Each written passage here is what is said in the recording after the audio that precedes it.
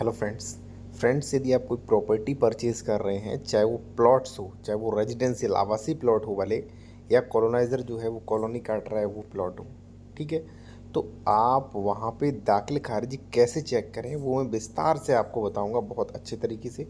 और एक चीज़ और बताऊंगा कि दाखिल खारिज ज़रूरी क्यों है, क्यों आपको दाखिल खारिज को साथियों कई नामों से जाना जाता है।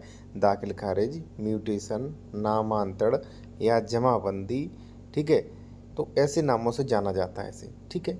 अब देखिए, कोई आप प्रॉपर्टी परचेज कर रहे हैं तो उसका दाखिल खारिज बिल्कुल मैंडेटरी है। अब आप कहें, मैं आपको बता दूं कि दाखिल खारिज क्यों ज़रूरी है।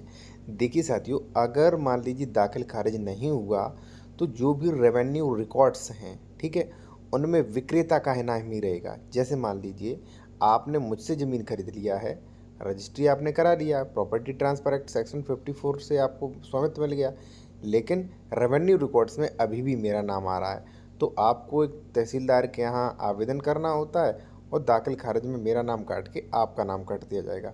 अब रजिस्ट्री में आपका नाम, जो सरकार के पास डॉक्यूमेंट्स हैं उनमें मेरा नाम, तो दिक्कत हो जाएगी। दिक्कत कई होती है, धारा 116 नहीं हो पाएगी, 117, 24, धारा 134, यानी कि कई दिक्कत, बड़ी प्रॉब्लम्स होती हैं, ठीक है। और हो सकता है ज़मीन फर्जी भी हो, ठीक।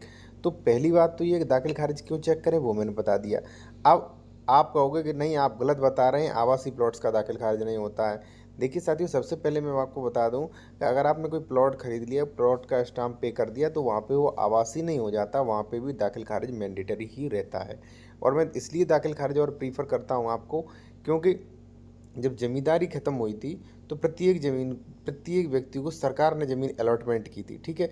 तो उसे पट्टे पर दी, फिर संक्रमणी हुआ तो सारी चीज़ें रिकॉर्ड्स उसमें देखने को मिल जाता है। जैसे मान लीजिए श्रेणी नंबर है, खातेदार का वर्ग है, ठीक है, इसमें सह खातेदारक है, मंजूमरा नंबर है, ये कई चीज़ें पता चल जाती हैं, ठीक है। तो दाखिल खारिज चेक करिए। अब हम बताएंगे कि दाखिल खारिज आपको चेक कैसे करना है। एक चीज़ मैं आपसे और कहूँगा कि यदि आपको कोई लीगल एडवाइस लेना है या आप ज़मीन खरीद रहे हैं, आपको डॉक्यूमेंट्स चेक करवाना है कि इसकी डबल रजिस्ट्री तो नहीं, म्यूटेशन है, सारी चीज़ें आप चेक करवा सकते हैं।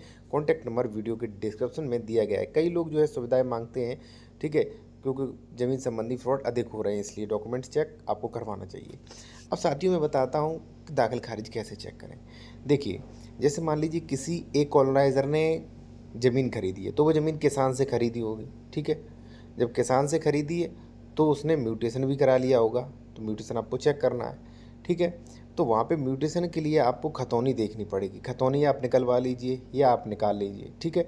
अब साथियों यहाँ पे देखेंगे दो हैं, यहाँ पे लिखा है आदेश। तो इन आदेश, चाहे आपकी खतौनी पे कितने भी आदेश हों, चाहे आपकी खतौनी 10 पेज की हो, 20 पेज की, 50 पेज की, एक एक आदेश चेक करिए इसमें दाखिल खारिज का आदेश है कि नहीं, पहली चीज़।